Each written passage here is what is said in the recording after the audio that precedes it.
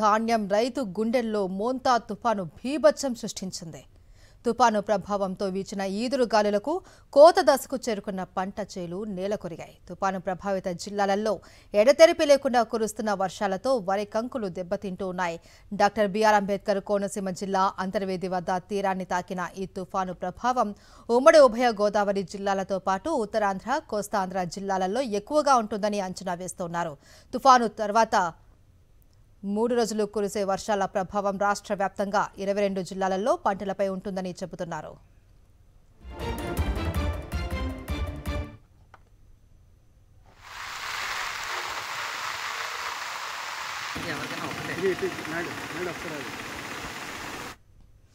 ప్రధానంగా వరితో పాటు మొక్కజొన్న, పత్తి, వేరుశెనగ, పెసర పంటలకు అపార నష్టం వాటిల్లుతుందని అంచనా వేస్తున్నారు.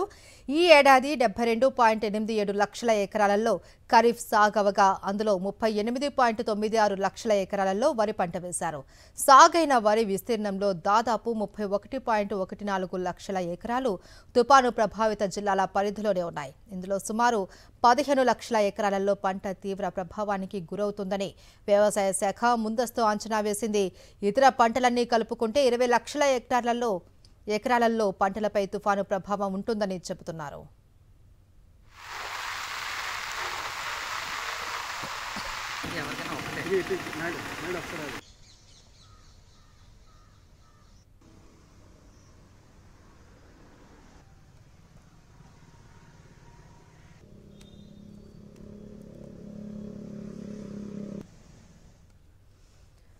మోంతా తుఫాను ఎఫెక్ట్కి అపార పంట నష్టం వాటిల్లింది. మనం చూస్తూ ఉన్నాం కోనసీమ జిల్లాలో అరటి తోట మొత్తం అంతా కూడా వర్ష ధాటికి కూలిపోయాయి. ఇక అక్కడి నుంచి మరింత సమాచారాన్ని మా ప్రతినిధి హరీష్ లైవ్ లో అందిస్తారు. హరీష్,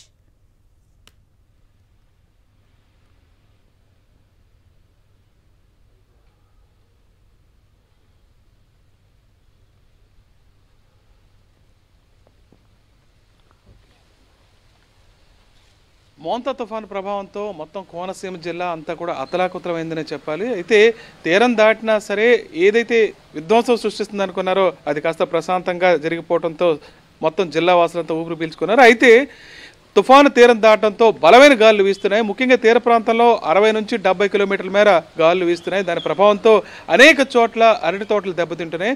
జిల్లాలో ప్రధానంగా 66,000 హెక్టార్లలో అరటి తోటలు సాగుతున్నాయి. ప్రస్తుతం అధికారిక లెక్కల ప్రకారం బలమైన గాలులకు దాదాపు 120 హెక్టార్ల వరకు అరటి తోట దెబ్బతిందని అధికారులు చెప్తున్నారు. దీని ప్రభావం ఇంకా ఉండే అవకాశం ఉంది. ముఖ్యంగా కోనసీమ జిల్లాలో ఆత్రేయపురం, లొల్ల, అదేవిధంగా చుట్టుపక్కల పరిసర ప్రాంతాల్లో కొన్ని వేల ఎకరాలు అరటి సాగు చేస్తుంటారు. ఇప్పుడున్న పరిస్థితుల్లో అంబాజీపేట మండలంలో గంగల్కూరు గ్రామంలో ఈ చుట్టుపక్కల ఉన్న ప్రాంతాల్లో కూడా పెద్ద సంఖ్యలో అరటి తోటలు సాగు చేస్తారు. ఇవన్నీ కూడా ఒక్కసారిగా కుప్పకూలిపోయినాయి. భారీగా వీచిన గాలులకి మనం చూస్తున్నాము. మొత్తం ఎక్కడికక్కడ చెట్లు కూలిపోవడం, ప్రతిదానికి గెలలతోనూ చెట్లు కూలిపోవడంతో చాలా వరకు నష్టపోయామని రైతులు ఆందోళన వ్యక్తం చేస్తున్నారు. మీ పేరు చెప్పండి. ఎంత సాగు చేస్తారు అరటి తోట? 2 ఎకరాలు చేద్దాం. ఎలా ఉంది పరిస్థితి అసలు? అది ఇరిగిపోయిందండి మొత్తం ఏళ్ళకి. మొత్తం గాలుల ప్రభావం వల్ల మొత్తం ఏంటి ఇప్పుడు తోట పరిస్థితి? ఇంతే, ఇంకేం పని చేయదండి. ఇంకా నష్టపోయామండి. ఎంత పెట్టుబడి పెట్టారు? ఎకరానికి 50,000 అయింది. ఇప్పుడు ప్రభుత్వం దగ్గర నుంచి చాలా పరిహారం వచ్చే అవకాశం ఉంది. ఏమన్నా మరి వాళ్ళకి మీదే చేయరు కదా.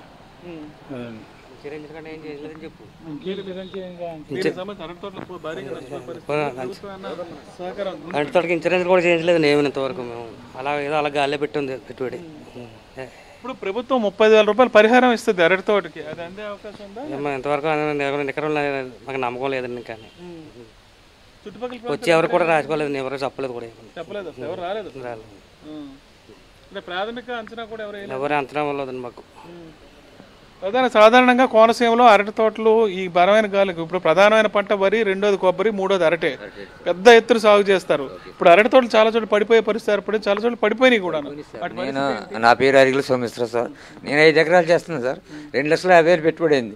ఏం చేయాలో మా బట్టి దేనస్థితిగా ఉంది సార్. ఇప్పుడు ప్రభుత్వం ఏం ఆదుకుంటుంది ఏంటో మాకు తెలియదు సార్. ఇప్పుడు బట్టి అదే మా పరిస్థితి. 2,50,000 అయిందని 5 ఎకరాలు సార్ మాది. మొత్తం అంతా నేలపాలు అయిపోయింది, ఇరిగిపోయినాయండి. ఏమీ లేదండి, ఇంకేం పనికిరా ఉండేవి. ఒక గెల కూడా 10 రూపాయలు రాదండి. ఇవాళ అమ్ముదే ఉంటే కూడా ఏమీ లేదండి. ఇంకా కంప్లీట్ స్మాష్ అయిపోయిందండి మొత్తం. పూర్తిగా పక్వానికి రాకుండానే పడిపోయినాయి. పక్వానికి రాలేదే సార్, అన్నీ లేతవేనండి. ఇంకా ఎనమోపుకి వచ్చినాయండి. ఓ నెల 15 రోజులు పోతే గెల వేస్తాయండి. అవి కూడా కంప్లీట్ అయిపోయినండి. ఏమీ లేవండి. ఇంకా ఒక్క గెల కూడా లేదు. 100కి 10 కర్రలు ఉన్నాయండి. ఏమొస్తాయండి? గాలికి కూడా ఒడి తిరిగిపోయి గెల ఇవ్వండి. ఇంకా ఆ 10 కర్రలు కూడా గాలికి ఒడి తిరిగిపోయినాయండి. గెల కూడా ఇవ్వండి. కంప్లీట్ స్మాష్ అయిపోయినాయండి. ఇప్పుడు కార్తీక మాసంలో ఎక్కువ వీటి వినియోగం కూడా ఉంటుంది, ధర కూడా వస్తుంది. కొప్పరి పంట ఇరిగిపోయిందండి మొత్తం ఎక్కువగా. నేను వేసింది కూడా కొప్పరండి. ఆల్రెడీ కొప్పరి పంట మొత్తం స్మాష్ అయిపోయింది. పాలు వచ్చి టైం అండి మాకు. ఇది ఎందుకీ పని చేయదండి. ఇప్పుడు మా పరిస్థితి దీనస్థితిగా ఉందండి. ఇప్పుడు వీళ్ళంతా చెప్తున్నారు పూర్తిగా నేలమట్టం అయిపోయింది, గెలలతో ఉన్న కర్పూర రకం. ఎందుకంటే కోనసీమలో కార్తీక మాసం అది కూడా విస్తృతంగా వినియోగం ఉంటుంది. ఆ పంట కూడా ఇప్పుడు పూర్తిగా పాడవడంతో మొత్తం అంతా నేలపాలైపోయిందని చెప్తున్నారు. ₹1 కూడా చేతికి అందే అవకాశం లేదంటున్నారు. మరోవైపు అరటి పంటకు సంబంధించి ప్రభుత్వం ₹30,000 పరిహారం అందజేసే అవకాశం ఉంది. అయితే ఇంతవరకు అధికారులు కూడా ఎవరు వచ్చి పట్టించుకుని కానీ దీని మీద అంచనా వేసే ప్రయత్నం కానీ చేయలేదంటున్నారు. అయితే తుఫాను నిన్నే తీరం దాటడం, ఇప్పుడిప్పుడే అధికారులు కూడా ఎక్కడెక్కడ పంట నష్టం జరిగిందన్న విషయాన్ని కూడా పరిశీలిస్తున్నారు. ఇక్కడ మన తోట పరిశీలిస్తే అర్థమవుతుంది. ప్రతి ఈ చెట్టుకి కూడా ఒక్కొక్క గెల ఉంది, కర్పూర రకం పంట. ఇది పూర్తిగా నష్టపోయిందని చెప్తున్నారు. అంబాజీపేట మండలానికి సంబంధించి చుట్టుపక్కల పెద్ద ఎత్తున అరటి సాగు కూడా జరుగుతుంది. ఇది కాస్త ఈ మోంతా తుఫాను ప్రభావానికి లోనే పూర్తిగా దెబ్బతినే పరిస్థితి ఏర్పడింది. మరోవైపు జిల్లా వ్యాప్తంగా 66,000 ఎకరాల్లో అరటి సాగు అవుతుంది. మొత్తానికైతే ప్రాథమిక అంచనా ప్రకారం 110 హెక్టార్లలో పంట దెబ్బతిందంటారు. ఇంకా చాలా చోట్ల కూడా ఇదే పరిస్థితి కనిపించే అవకాశం ఉంది. మహేశ్వరి.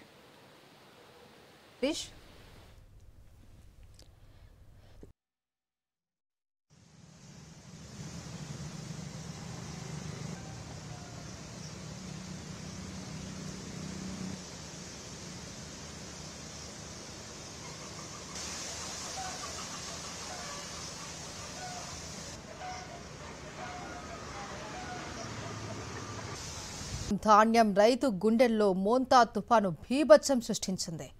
తుఫాను ప్రభావంతో వీచిన ఈదురు గాలులకు కోత దశకు చేరుకున్న పంట చేలు నేలకొరిగాయి. తుఫాను ప్రభావిత జిల్లాలలో ఎడతెరిపి లేకుండా కురుస్తున్న వర్షాలతో వరి కంకులు దెబ్బతింటూ ఉన్నాయి. డాక్టర్ బిఆర్ అంబేద్కర్ కోనసీమ జిల్లా అంతర్వేది వద్ద తీరాన్ని తాకి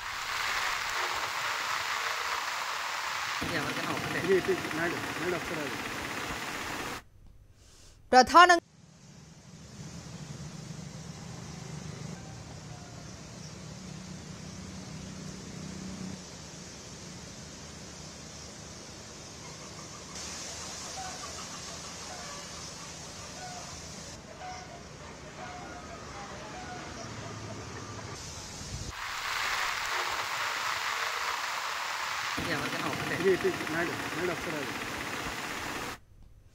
ప్రధానంగా